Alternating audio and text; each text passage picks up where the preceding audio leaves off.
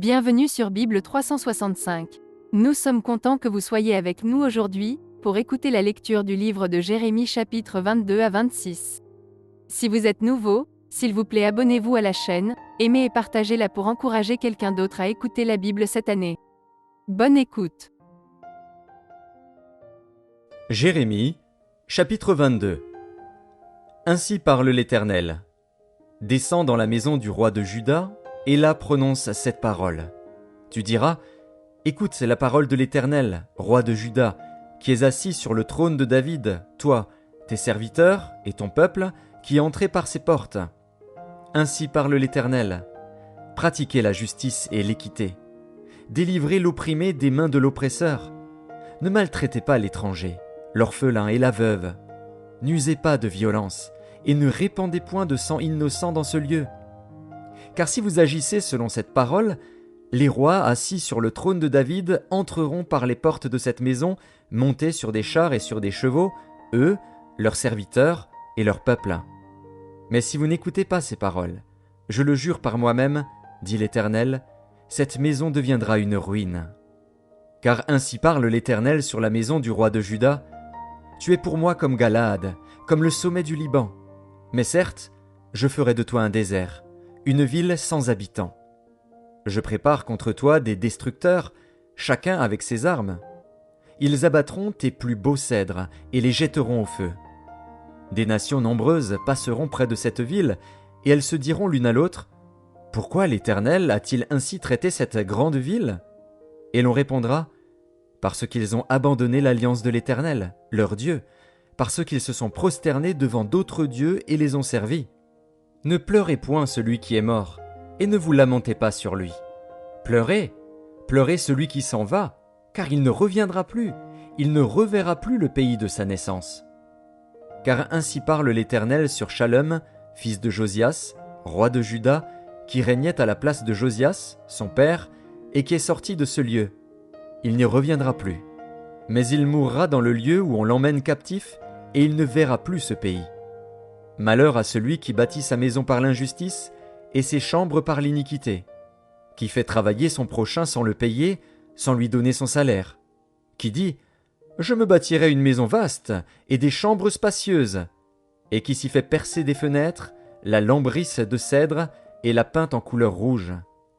Est-ce que tu règnes parce que tu as de la passion pour le cèdre? Ton père ne mangeait-il pas? Ne buvait-il pas?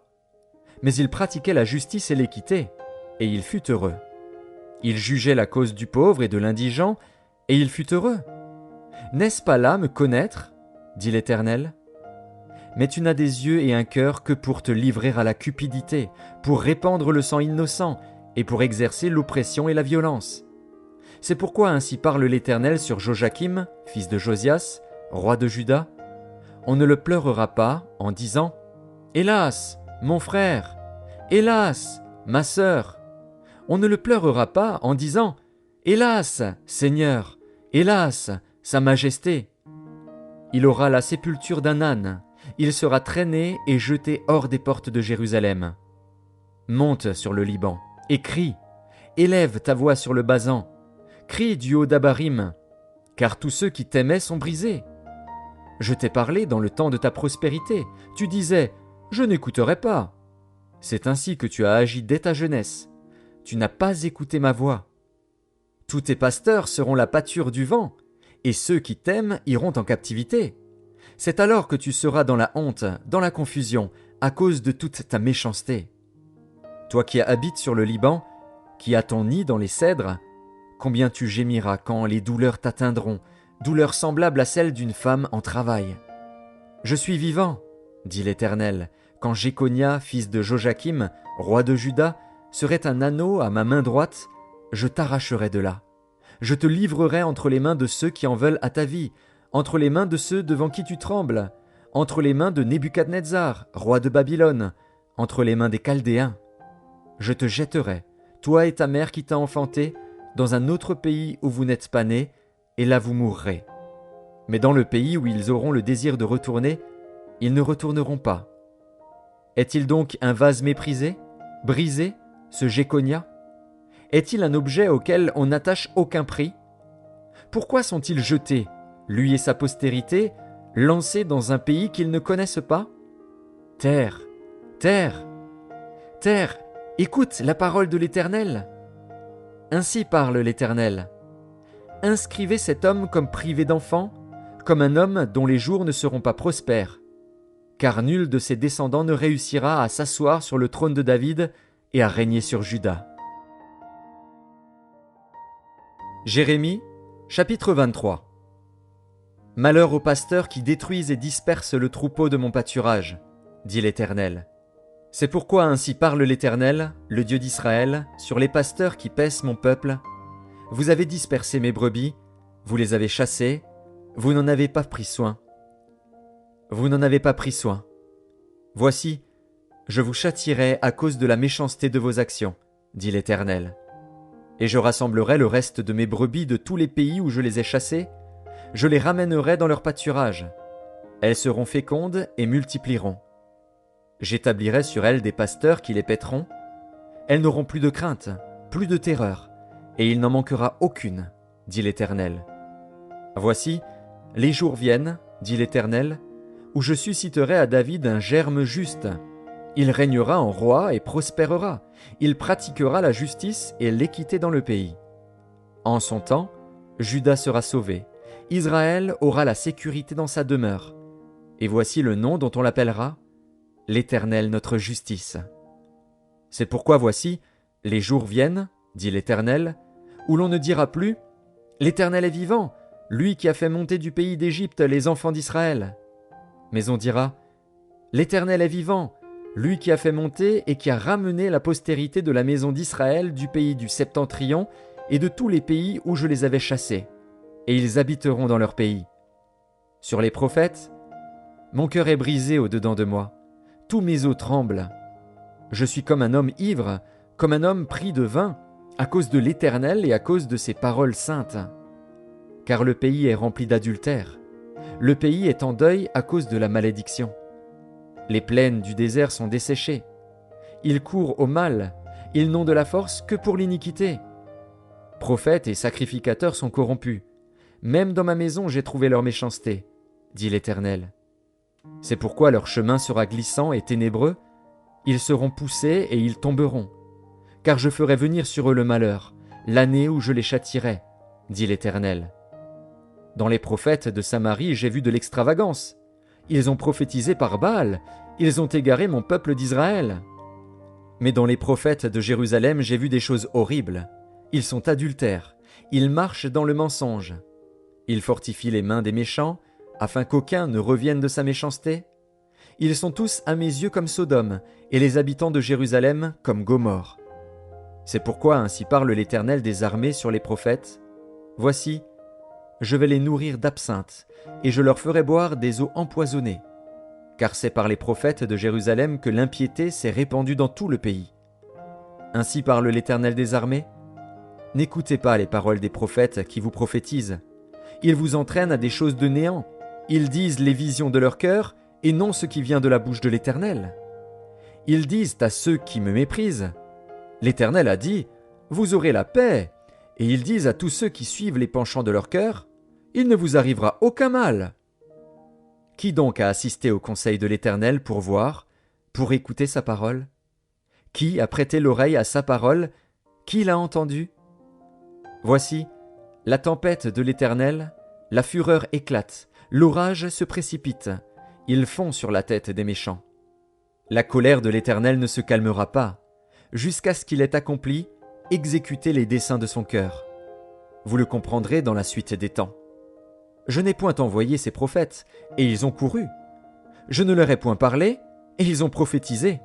S'ils avaient assisté à mon conseil, ils auraient dû faire entendre mes paroles à mon peuple, et les faire revenir de leur mauvaise voie, de la méchanceté de leurs actions.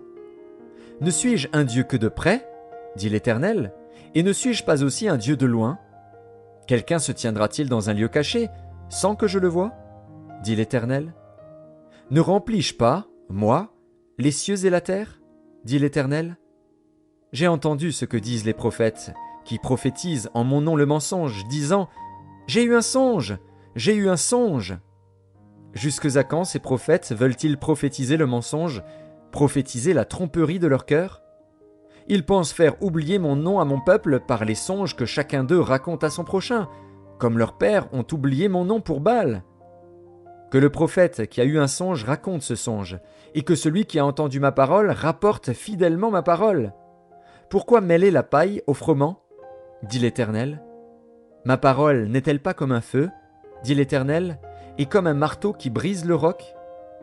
C'est pourquoi voici, dit l'Éternel, j'en veux aux prophètes qui se dérobent à mes paroles l'un à l'autre. Voici, dit l'Éternel, j'en veux aux prophètes qui prennent leur propre parole et la donnent pour ma parole. Voici, dit l'Éternel, j'en veux à ceux qui prophétisent des songes faux, qui les racontent et qui égarent mon peuple par leurs mensonges et par leur témérité. Je ne les ai point envoyés, je ne leur ai point donné d'ordre, et ils ne sont d'aucune utilité à ce peuple, dit l'Éternel. Si ce peuple, ou un prophète, ou un sacrificateur te demande « Quelle est la menace de l'Éternel ?» Tu leur diras quelle est cette menace. Je vous rejetterai, dit l'Éternel. Et le prophète, le sacrificateur, ou celui du peuple qui dira « Menace de l'Éternel, je le châtierai, lui et sa maison. » Vous direz « Chacun à son prochain, chacun à son frère. » Qu'a répondu l'Éternel? Qu'a dit l'Éternel? Mais vous ne direz plus « Menace de l'Éternel », car la parole de chacun sera pour lui une menace. Vous tordez les paroles du Dieu vivant, de l'Éternel des armées, notre Dieu. Tu diras au prophète « Que t'a répondu l'Éternel? Qu'a dit l'Éternel ?» Et si vous dites encore « Menace de l'Éternel », alors ainsi parle l'Éternel, parce que vous dites ce mot « Menace de l'Éternel », quoique j'ai envoyé vers vous pour dire « Vous ne direz pas, menace de l'Éternel » À cause de cela voici, je vous oublierai, et je vous rejetterai, vous et la ville que j'avais donnée à vous et à vos pères, je vous rejetterai loin de ma face. Je mettrai sur vous un opprobre éternel et une honte éternelle qui ne s'oublieront pas. Jérémie, chapitre 24. L'Éternel me fit voir 2 paniers de figues posés devant le temple de l'Éternel après que Nebuchadnezzar, roi de Babylone, eut emmené de Jérusalem et conduit à Babylone Jéconia, fils de Joachim, roi de Juda, les chefs de Juda, les charpentiers et les serruriers. L'un des paniers contenait de très bonnes figues, comme les figues de la première récolte, et l'autre panier de très mauvaises figues qu'on ne pouvait manger à cause de leur mauvaise qualité. L'Éternel me dit « Que vois-tu, Jérémie ?» Je répondis « Des figues. Les bonnes figues sont très bonnes, et les mauvaises sont très mauvaises et ne peuvent être mangées à cause de leur mauvaise qualité. » La parole de l'Éternel me fut adressée en ces mots. « Ainsi parle l'Éternel, le Dieu d'Israël. Comme tu distingues ces bonnes figues, ainsi je distinguerai, pour leur être favorable, les captifs de Juda, que j'ai envoyés de ce lieu dans le pays des Chaldéens. Je les regarderai d'un œil favorable, et je les ramènerai dans ce pays. Je les établirai et ne les détruirai plus. Je les planterai et ne les arracherai plus. Je leur donnerai un cœur pour qu'ils connaissent que je suis l'Éternel. Ils seront mon peuple, et je serai leur Dieu, s'ils reviennent à moi de tout leur cœur. Et comme les mauvaises figues qui ne peuvent être mangées à cause de leur mauvaise qualité, dit l'Éternel, ainsi ferai-je devenir Sédécias, roi de Juda, ses chefs, et le reste de Jérusalem, ceux qui sont restés dans ce pays et ceux qui habitent dans le pays d'Égypte. Je les rendrai un objet d'effroi, de malheur, pour tous les royaumes de la terre, un sujet d'opprobre, de sarcasme, de raillerie et de malédiction, dans tous les lieux où je les chasserai. J'enverrai parmi eux l'épée, la famine et la peste, jusqu'à ce qu'ils aient disparu du pays que j'avais donné à eux et à leurs pères. Jérémie, chapitre 25. La parole fut adressée à Jérémie sur tout le peuple de Juda, la 4e année de Joachim, fils de Josias, roi de Juda, c'était la première année de Nebuchadnezzar, roi de Babylone. Parole que Jérémie prononça devant tout le peuple de Juda et devant tous les habitants de Jérusalem, en disant « Depuis la 13e année de Josias, fils d'Amon, roi de Juda, il y a 23 ans que la parole de l'Éternel m'a été adressée. Je vous ai parlé dès le matin, et vous n'avez pas écouté. L'Éternel vous a envoyé tous ses serviteurs, les prophètes, il les a envoyés dès le matin. Et vous n'avez pas écouté, vous n'avez pas prêté l'oreille pour écouter. Ils ont dit, « Revenez chacun de votre mauvaise voie et de la méchanceté de vos actions, et vous resterez dans le pays que j'ai donné à vous et à vos pères, d'éternité en éternité. N'allez pas après d'autres dieux, pour les servir et pour vous prosterner devant eux, ne m'irritez pas par l'ouvrage de vos mains, et je ne vous ferai aucun mal. Mais vous ne m'avez pas écouté, dit l'Éternel, afin de m'irriter par l'ouvrage de vos mains, pour votre malheur. C'est pourquoi ainsi parle l'Éternel des armées, parce que vous n'avez point écouté mes paroles, j'enverrai chercher tous les peuples du septentrion, dit l'Éternel, et j'enverrai auprès de Nebuchadnezzar, roi de Babylone, mon serviteur. Je le ferai venir contre ce pays et contre ses habitants, et contre toutes ces nations alentour, afin de les dévouer par interdit, et d'en faire un objet de désolation et de moquerie, des ruines éternelles. Je ferai cesser parmi eux les cris de réjouissance et les cris d'allégresse, les chants du fiancé et les chants de la fiancée, le bruit de la meule et la lumière de la lampe. Tout ce pays deviendra une ruine, un désert, et ces nations seront asservies au roi de Babylone pendant 70 ans. Mais lorsque ces 70 ans seront accomplis, je châtierai le roi de Babylone et cette nation, dit l'Éternel, à cause de leurs iniquités. Je punirai le pays des Chaldéens, et j'en ferai des ruines éternelles. Je ferai venir sur ce pays toutes les choses que j'ai annoncées sur lui, tout ce qui est écrit dans ce livre, ce que Jérémie a prophétisé sur toutes les nations. Car des nations puissantes et de grands rois les asserviront, eux aussi, et je leur rendrai selon leurs œuvres et selon l'ouvrage de leurs mains. Car ainsi m'a parlé l'Éternel, le Dieu d'Israël, « Prends de ma main cette coupe remplie du vin de ma colère, et fais-la boire à toutes les nations vers lesquelles je t'enverrai. Ils boiront, et ils chancelleront et seront comme fous, à la vue du glaive que j'enverrai au milieu d'eux. Et je pris la coupe de la main de l'Éternel, et je la fis boire à toutes les nations vers lesquelles l'Éternel m'envoyait, à Jérusalem et aux villes de Juda, à ses rois et à ses chefs, pour en faire une ruine, un objet de désolation, de moquerie et de malédiction, comme cela se voit aujourd'hui. À Pharaon, roi d'Égypte, à ses serviteurs, à ses chefs et à tout son peuple, à toute l'Arabie, à tous les rois du pays d'Utz, à tous les rois du pays des Philistins, à Ascalon, à Gaza, à Écron et à ce qui reste d'Asdod, à Édom, à Moab et aux enfants d'Ammon, à tous les rois de Tyr, à tous les rois de Sidon et aux rois des îles qui sont au-delà de la mer, à Dédan, à Théma, à Buz et à tous ceux qui se rasent les coins de la barbe, à tous les rois d'Arabie et à tous les rois des Arabes qui habitent dans le désert, à tous les rois de Zimri, à tous les rois d'Élam et à tous les rois de Médie, à tous les rois du septentrion, proches ou éloignés, aux uns et aux autres, et à tous les royaumes du monde qui sont sur la face de la terre. Et le roi de Sheshak boira après eux. Tu leur diras, « Ainsi parle l'Éternel des armées, le Dieu d'Israël. Buvez, enivrez-vous, et vomissez, et tombez sans vous relever, à la vue du glaive que j'enverrai au milieu de vous. Et s'ils refusent de prendre de ta main la coupe pour boire, dis-leur, ainsi parle l'Éternel des armées, vous boirez. Car voici, dans la ville sur laquelle mon nom est invoqué, je commence à faire du mal. Et vous, vous resteriez impunis? Vous ne resterez pas impunis, car j'appellerai le glaive sur tous les habitants de la terre, dit l'Éternel des armées. Et toi, tu leur prophétiseras toutes ces choses, et tu leur diras, l'Éternel rugira d'en haut.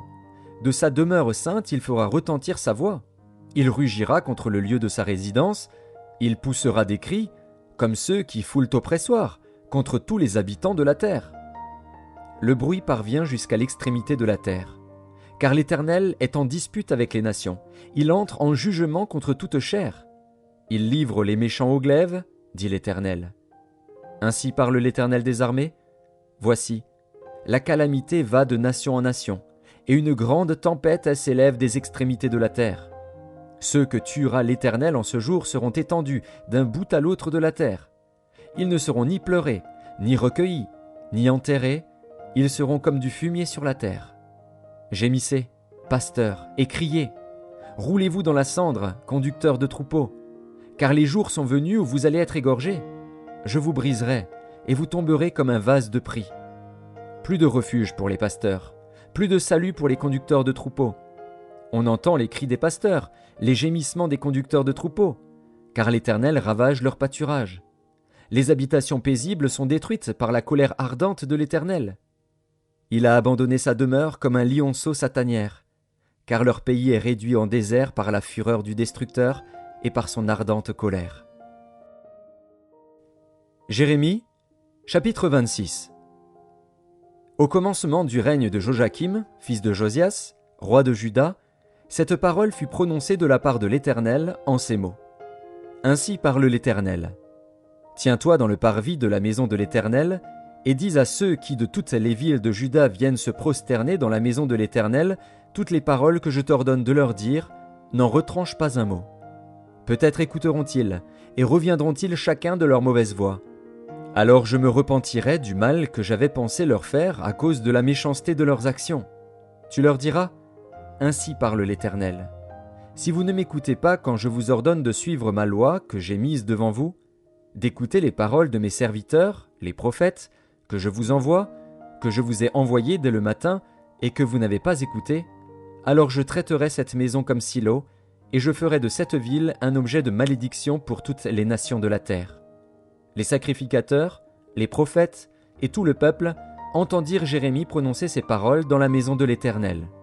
Et comme Jérémie achevait de dire tout ce que l'Éternel lui avait ordonné de dire à tout le peuple, les sacrificateurs, les prophètes et tout le peuple se saisirent de lui en disant « Tu mourras !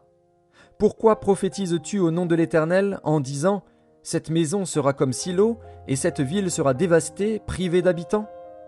Tout le peuple s'attroupa autour de Jérémie dans la maison de l'Éternel. Lorsque les chefs de Juda eurent appris ces choses, ils montèrent de la maison du roi à la maison de l'Éternel et s'assirent à l'entrée de la porte neuve de la maison de l'Éternel. Alors les sacrificateurs et les prophètes parlèrent ainsi aux chefs et à tout le peuple. « Cet homme mérite la mort, car il a prophétisé contre cette ville, comme vous l'avez entendu de vos oreilles. » Jérémie dit à tous les chefs et à tout le peuple, « L'Éternel m'a envoyé pour prophétiser contre cette maison et contre cette ville toutes les choses que vous avez entendues.